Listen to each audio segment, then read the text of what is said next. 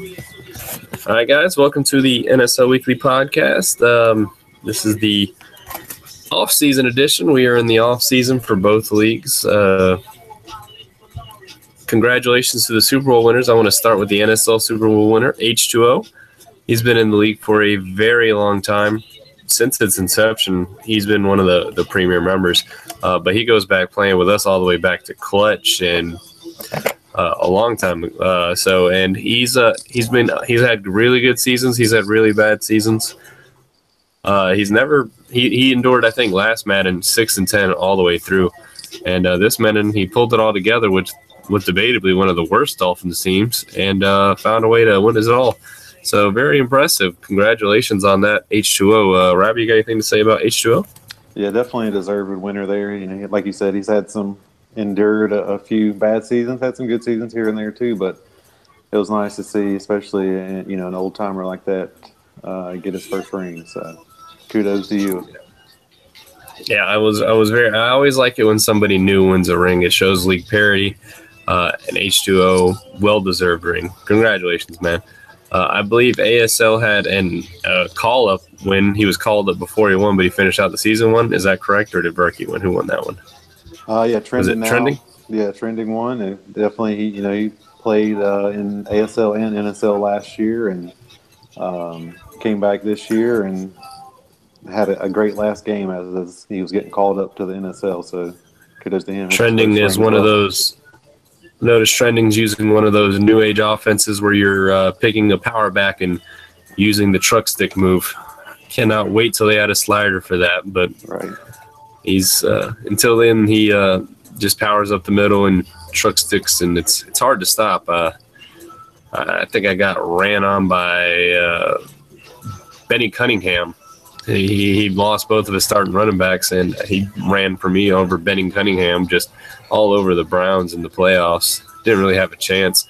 So that offense is a hard offense to stop. We'll see how he goes in NSL because none of his running backs are really bruisers unless he wants to just abandon Joe Mixon, which is hard to do. So because he is the Bengals, right? No. I think so, yeah. I think he's the Bengals. Yeah,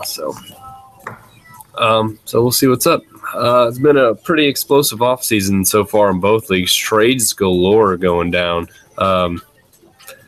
Well, what do you think's we have a lot of trades. This is like probably close to record levels here. What do you think is the reason for all these trades this year? Do you think it's the veterans still being high, or what do you think? Yeah, I think that definitely played into it. If this was last year, the biggest blockbuster obviously was the 2/3 of the Legion of Boom going from the Seahawks to the Browns in the ASL. Sherman and Earl going. If that happened last year, at 29, those guys both will declined a little bit last year and would have been declining every year after that, 2 points. So, that definitely played into it.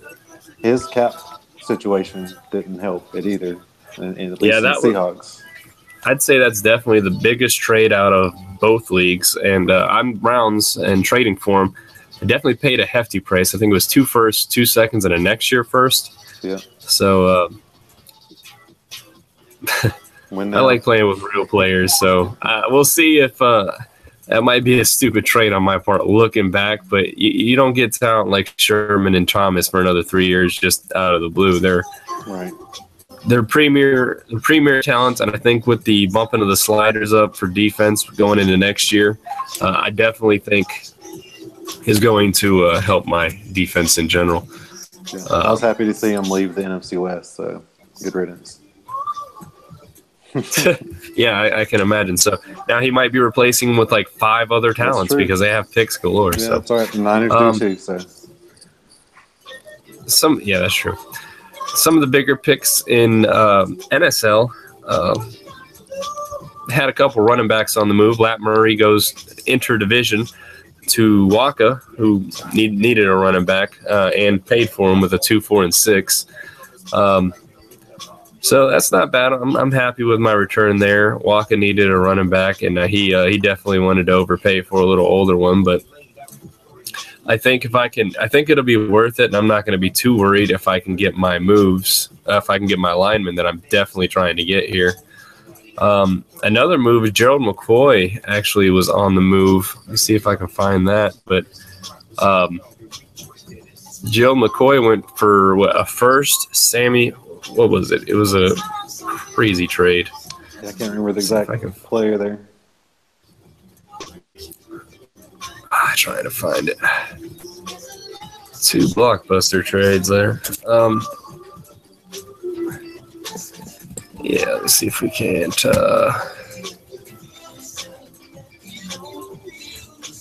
Well, regardless, Joe McCoy went to the. Who was it? Was it the Packers? Was it Jaguars? I don't even know. There's been so much activity the past couple of days. It's kind of ran together a little bit. It has been. Let me see if I can't pick this up real quick. Let's see here. But another trade that happened was, I know the Packers did this one. They traded Mike Daniels to the Redskins.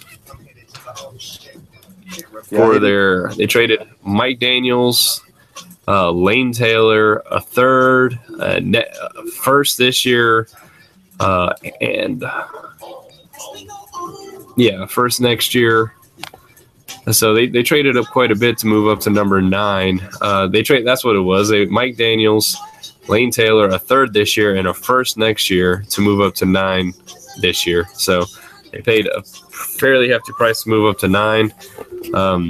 Packers are definitely pulling the all-in to rookie moves this year. We'll see how that pays out for them with the much decreased XP. What are your thoughts on that? Do you think that's going to work out as effectively as last year? I mean, it can be if you hit good in the draft. So, that's Ashton's the king of the trade. So, we'll see how it works out for him. I hated seeing Daniels come to the Redskins, but I know he needed him. He's facing this division and good linemen in Dallas, obviously, and in Philly as well. So it was definitely Joe McCoy definitely went to the Jaguars. That was correct on that. And they lost Aaron Colvin, AJ Cann, I believe a first-round pick this year, maybe a second-round pick. It was I know he paid a hefty price for that because we put a pretty big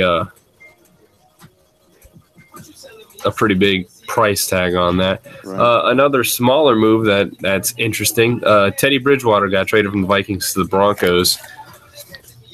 Not a huge move, but that's the best quarterback he's had yet, and Teddy is obviously in Madden still not the greatest of all time. What do you think? Do you think that might actually get the Broncos some wins this year, actually having a quarterback with some accuracy?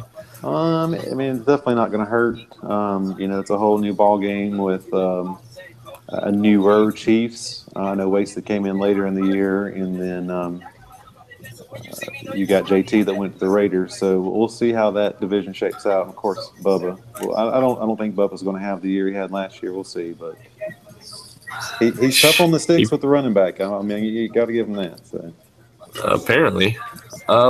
So some fairly decent trades, a lot of activity. There was a lot more than that, smaller trades, and there's still some in the works from a lot of people hit their cap very quickly this year. I'm usually pretty active on the sticks, and I've been less active than most teams, which is unusual, and it's crazy how much to see. Some league signings. Some big ones. Antonio Gates went to the Patriots, so I imagine him running a lot of 2 tight end sets this year, at least for the 1 year he has Antonio Gates. Burnett, $30.6 million over 5 years with a $12 million bonus. So that equates to $42 million over 5 years, a little under 8.5 so for 5 years to the Jaguars. You and me were both in on that bid. I backed out when it reached over 7.5. That was my limit for a strong safety, especially one a little on the slower and mess side. He's good. He's definitely good. I wanted him, just not that much. What? I know you had a little higher bid than me. What were your thoughts on that?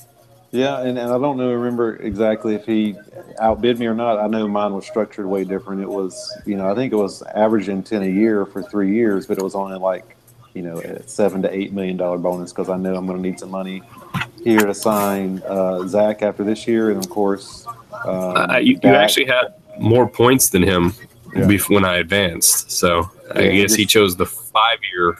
Yeah, he And wanted 3 something million. more stable, I guess. Because I set it up in case I had to cut him when Dak, Prescott, and Zeke come up in a couple years. I said this would be relatively cap friendly to cut if I needed to or trade. So I guess he wanted the more guaranteed money and longer time. Maybe he likes Jacksonville better than Dallas. I don't blame him. A little underrated signing. Eric Decker actually goes to the Texans, which I actually like the move. That's going to give him a hell of a 3 wide receiver set. Eric Decker's, if you look at his stats, like especially catching, are pretty insane. Now, I don't like the 3-year deal he gave him, but it's only on a $7 million bonus, so he can cut him after this year with relatively low impact. Right. Or even move him to a number 4 receiver for another year and then cut him for a really low impact. So Eric Decker to the Texans, I thought was a fairly good move.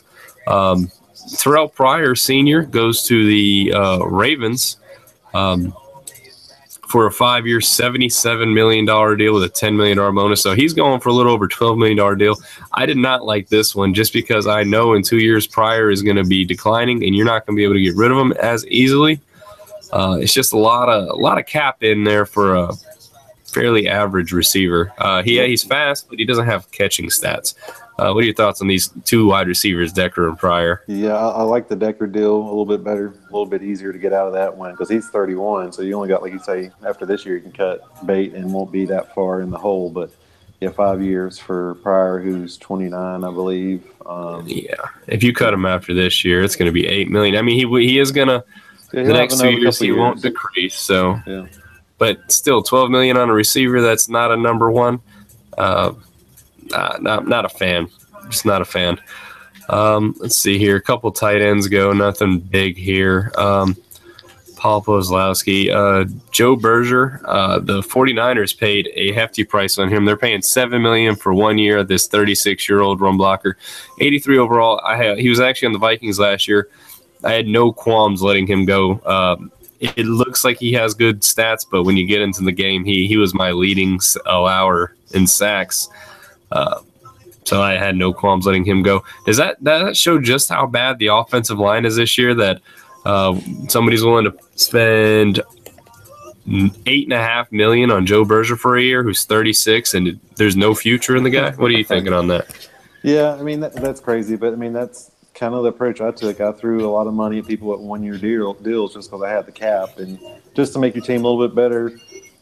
You got this year's draft and then possibly next year's to try to replace that player. I don't blame people for those 1-year deals because I was definitely kind of following the same suit. I didn't have any huge signings, but just some solid role players, low 80s, just to fill the gaps where if you need them.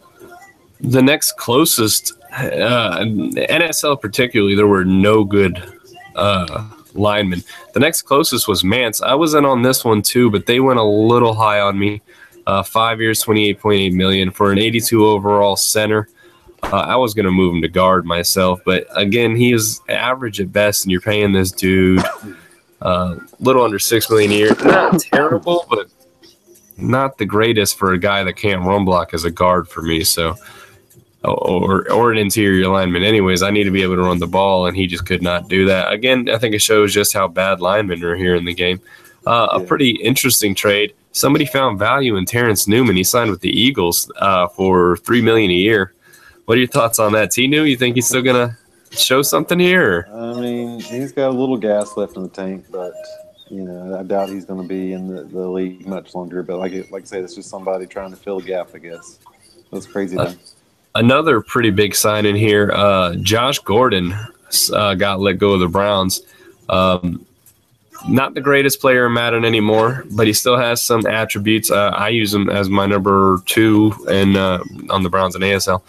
He went for 3 years, $23 million, so a little over $8 million a year. 79 overall guy. He has some issues dropping balls. Looks like wide receivers are also at a pretty much a premium. 49ers have definitely spent a lot of money. Do they have a lot of cap in the ASL? Yeah, I think I started out at around mid 50s or so, mid 50s to upper 40s. Plenty enough to spend it if you want it. I'm thinking I didn't go buck wild. Like I said, a lot of 1-year deals, and then I think as we get into it, and especially keeping the regression from going as fast, you're going to have some people that stay good, and people aren't going to be able to afford them. So I'm just trying to keep a little kitty in the bank for a year or two down the road. So I agree with that. As a Vikings fan, I know I have both of my linebackers coming up here in Barr and Kendricks, and I don't want to lose either one of them. I don't know how many of I didn't even look, but Linval Joseph coming into this season was up for a contract extension. Xavier Rhodes, who we gave both of them. Everson Griffin got a contract extension. Danielle Hunter's coming up. I mean, I've got a lot of young players that are fairly high rated coming up that I don't anticipate. Trey Waynes, that I don't anticipate any of them leaving. So I kind of had to play it a little safer going into the next year. I have $19 million left in cap. Sam Bradford is my quarterback. The only guy I re-signed Tremaine Brock Jr. to a 6-year, $1 million year. He wanted 3 years during the season. I was not willing to commit that to him, but I'll give him a year, and it looks like I gave him a year and 1 year at $7 million. So I'm pulling the U thing and definitely trying to roll this over to next year. I've seen a lot of people signing a lot of huge contracts, and when you get to year 3 and 4, you always see some huge free agents just based off some people that just don't know how to manage their cap. And going into that, let me remind everybody that you will have to be at a 53-man cap by week 2. Without having 6 punters. Yes, 1 punter, 1 kicker. The rest of them got to be. If you got to and injuries are going to be a little bit more next year too. So I really hope you guys aren't getting a set 22 and then just not, and then getting backups and then complaining when your guys go down. So I don't really, I don't really feel bad for you guys if you lose those people, because you know that you got to have a backup also. So. What are your thoughts on that, Rabbit? You feel pretty much the same way on that? Me and you both seem to be holding off our cap room just in emergencies. What are your thoughts on making sure that you stay under the cap and having a nice depth? Yeah, I mean, you just got to think long term as well as the win now philosophy. And if you are going to sign big names, try to do it as friendly to you down the road as you can, because it is going to be tough to have that depth that is going to be needed and is needed in the real NFL. You don't see a whole lot of teams with just superstar players and that's all, and then nothing behind them. So very rarely, if at all.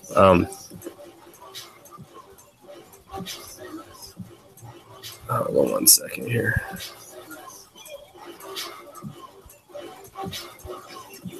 All right.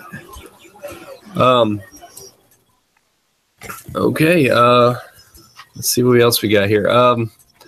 We're going to be advancing every 24 hours in both leagues. I believe Waka advances at night. I advance sometime between 12 and 2, 12 and 12. Mine's a little bit more sporadic because I don't want people sniping, which I waited till 4:30 a.m., and they still had a few snipers I saw on there. So I don't know what you guys are doing. Like, are people just waiting on Madden for 12-hour periods? I don't know. Jets did have an advantage because he's in Hawaii, so it's 5 he was definitely one of the ones that threw some prices out there. Late night bids.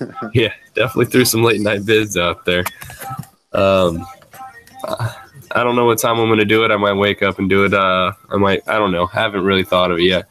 I try to do it when the least amount of people are on, so you can get your last minute bids in at night and then go in. But anyways, we're going to be going into the 24-hour things.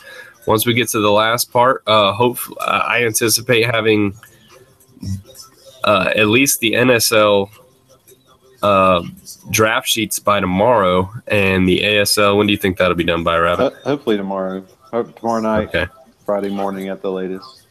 So that'll give you some time for when the slug will start too. So yeah.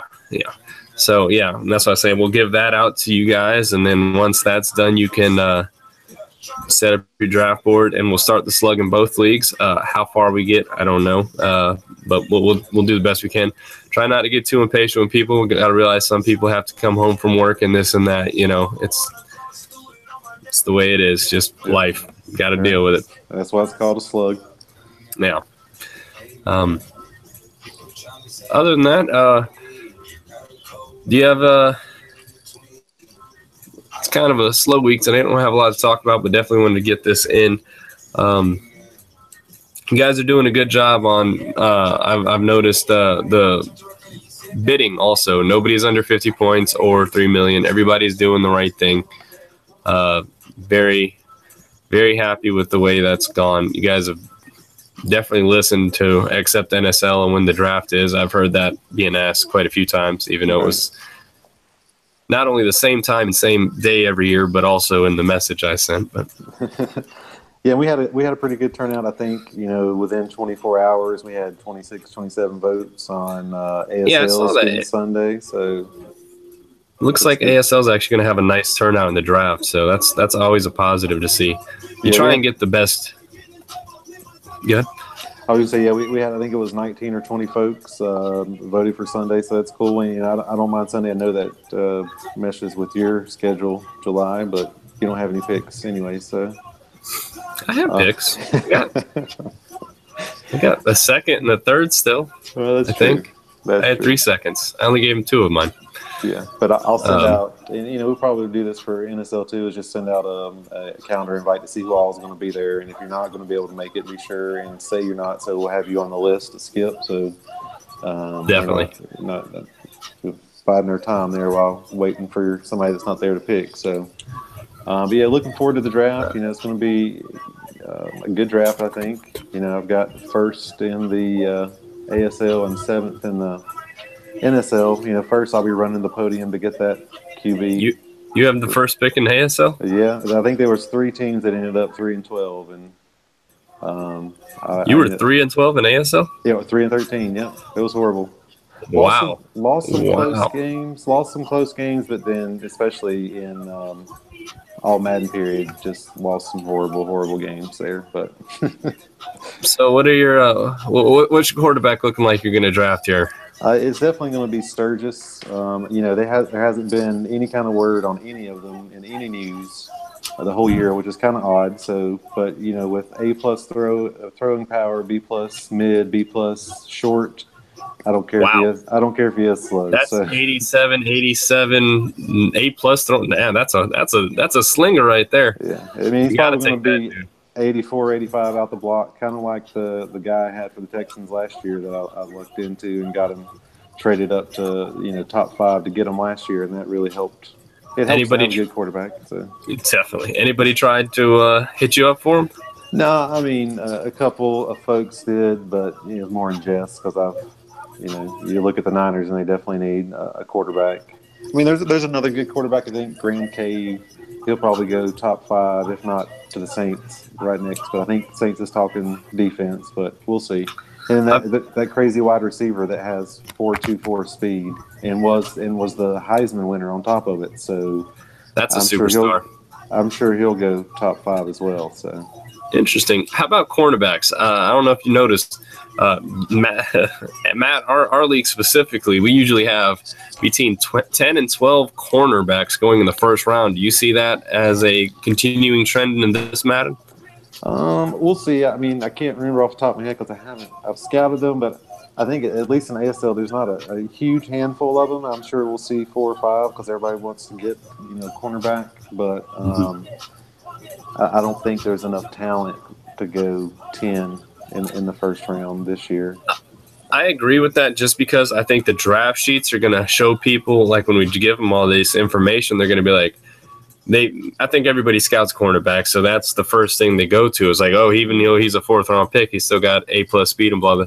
But they're going to see that guy in the 4th round, but they're going to also see this maybe monster right tackle or monster defensive end that they can get now. And it's like, yeah, but he looks really good. Like this dude looks like an average cornerback, but this dude. Right. Yeah. So I'm anticipating. And just to explain it more for folks that haven't seen it, it's a spreadsheet that we've got all the prospects in, and it calculates their attributes and their combines and gives them a draft grade of 0 to 100, and then ranks them based on that. It also looks at draft stories or draft news throughout the season. And, some of those, like your Heisman or your son of a Olympic or son of a coach, they're always going to get superstar, and it points that out to you. So take a look at it. We're also going to be giving out all the pictures with all the players, correct? What's that? All the grades from all the players, too, correct? That's not on the draft sheet, right? It just gives you a final grade on the draft sheet, right? Yeah, I mean, it has all their attributes on there. Oh, it it has does? all their Okay. combine speeds. Have you not filled out your draft sheets, July? To do it tonight, man. I said it'll be done by tomorrow. Yeah. I think I've done about 200 or so far between the two leagues, and probably have about 50 to 70 more, maybe more. Just to show how committed we are. How long is that taking you? I don't know, probably 2 to 3 hours combined, because I try to put them in as we went. If you draft somebody every 2 days and put their name and their attributes in there, it doesn't take as long then as to waiting to the end of the year when you got to do 100 of them at one time. We're gonna ask for volunteers next year and get a group of 5 people can get 3 positions, knock them out, still be able to scout the first couple of rounds yourself. Yeah. We just want people that can commit to do that and to enter their information into a spreadsheet. So we don't want people to get burnt out doing it. I'll try to mix it up from the folks that we have I just want to give too. So I do want to give you props. I actually had help doing the regression this year. Extreme 08 helped me, told me every single regression. I just inserted him as he told me on Xbox Live Party. It took about 2 hours with 2 people. You did it on your own in ASL. I told you I would help you in the morning. You did not want to wait, so you went ahead and did it. I want to give you props. So ASL, be proud of this guy. He did it all by himself, and I have to assume took you at least 3 hours it was in one night. So. About the same time as you guys. I just had it streaming to my laptop, print screened it, pasted in Photoshop, and just Alt-Tab between the two to give what needed to be given where. So it went relatively definitely quick. did it by yourself. Definitely did it by yourself. And there was a lot of players. I just want to give a big fuck you to a couple of teams. The Seahawks, the Raiders. It was a third team that just old people. Trade those guys away. Let's spread them out a little bit more. I got tired of seeing your fucking jerseys. I spent like at least an hour on 4 teams because they had just a cornucopia of just terrible old or good old players in it. It really sucked. There was about 4 teams that I didn't have to do anything with anybody except the quarterbacks and add some awareness back. Right. I think the Jets, a couple of the Rams, maybe. There's a couple teams with some younger got off. Yeah. Yeah. So I really like your teams. Those are nice. Kind of sucks, you're like you don't have any talent, and it definitely plays into it. Do you feel like with doing that, I've noticed a lot of people still don't value some of these older players. What do you think? Do you think a 29-year-old is still kind of met, or do you see value in this 29-year-old now? Because me personally, I see 29. I see a dude that's higher. Before, when that dude's pretty much on the decline, he's done. I'm seeing, all right, I can use him this year, 30 and 31 without any decline at all. 32, I can probably still get away with him as a pretty good year. That's 4 years of a dude of pretty good years. That's big in a season that NSL's going 5, ASL went 6 last year. That's huge. That's 4 years. We're already past year 1, so that's going to go into year 5. What do you do? Right. Yeah. And people just have to realize that, regardless if they're, you got somebody young and coming up behind them, not to call out, we went back and forth with Broncos and Chargers today with Ingram. He's a 91. He's going to be 91 till the end of the game almost. So, we understand that you may want to move them, but in the same respect, we can't give them up for peanuts either. Yeah, So 91 is huge going for the rest of the game, especially because we have some of the, like I said, we have some of the XP, in which I felt like the XP is pretty close to where it needs to be. I didn't see very many people jumping out. Somehow the Browns and ASL, that dude built the hell up out of them. The whole team is like 80s and young. I don't know what he did there, but Kaiser is even an 84. I'm like, oh my God, why? Right. But generally speaking, I think we didn't see too much XP, but you still saw some people break out. Myles Garrett in particular went from an 82 to a 95 in ASL. Vikings didn't have a lot of rookies. Dalvin went from an 80 to an 86. I could probably get him up to a 90 in the next year or so before he gets too old. So I think we're at a pretty decent place where we need to be. Do you feel like the XP is about where it needs to be or what?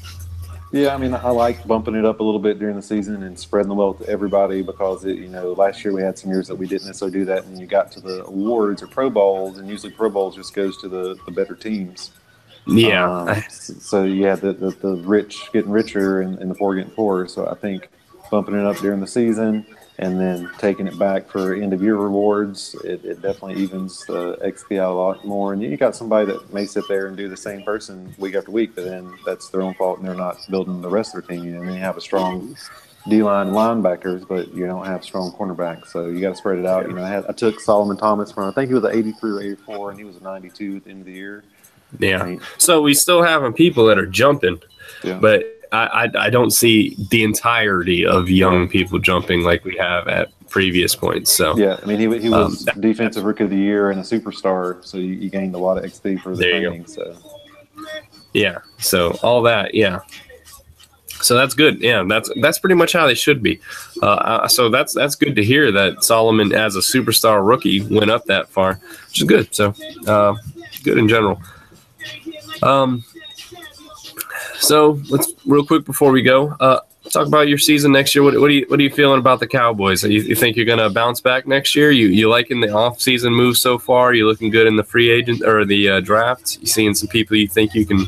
Yeah, I mean, I think that I didn't have any huge signings with the Cowboys, and again, kind of glad I didn't. Just filled some holes, and got I think number 7 in there, and that's going to yield me at least one pretty darn good starter, and hopefully with the second round somebody else that I need. So it can bolster the holes that I need filled, and we'll go from there. I had some dumb games, and trying to not throw picks to lose the game, which several games I had last year. I mean, that's my MO. I don't know if that'll ever change. Maybe one year, but I'm looking. It's going to be tougher, with Grace Windu as Redskins. That's going to be tough.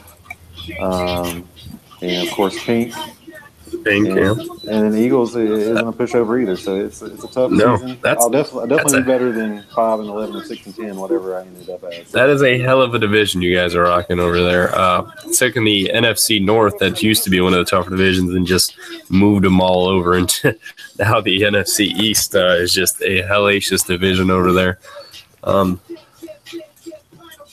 Hopefully, I want you to get through because I don't want to see Pink keep winning. I'm ready to see Pink drop a few. Honestly, he's a little bit too productive too long. I'm just ready to see him out of the. I like to see some other winners coming on. Start seeing him in Super Bowls. I suppose I could try and stop him, but I'm just not that good. What about you and the Vikings? You have the lines in the Packers improved enough, and of course you got Paul Papps as the Bears this year too. So. Yeah, the Bears guy has some building to do. The Packers is going to – Ashton likes to – he traded away a lot of talent this year for a lot of rookies. Like we said before, I don't know that that's going to pay off in the short term, but he still has Aaron Rodgers, and anybody playing Aaron Rodgers knows on All-Pro, Aaron Rodgers is freaking Aaron Rodgers. Oh, my God, he's impossible to stop. He'd make throws into coverage that you just couldn't stop. And he'd throw into triple coverage, but it would go right into Jordy Nelson, who didn't give a fuck, and just one-handed in. Hard to stop. Right. So ouch on him. But we always have good games. So he completed like 21 to 25 on me last year, and I won the game. So Right. If you're not having perfect games, if he's not having perfect games, he's not going to win the game. And so even having a perfect game, he still lost the game. So it's going to be good. I think he lost a lot of talent this season. I think it's going to hurt him more than he assumes. And I think with Aaron Rodgers, I know he's not sold on keeping Aaron Rodgers. So I think even next year he might try and trade him when he gets to the part where he can. And we'll see how that goes. Yeah. As for Waka, he got a running back that he wanted, Lat Murray.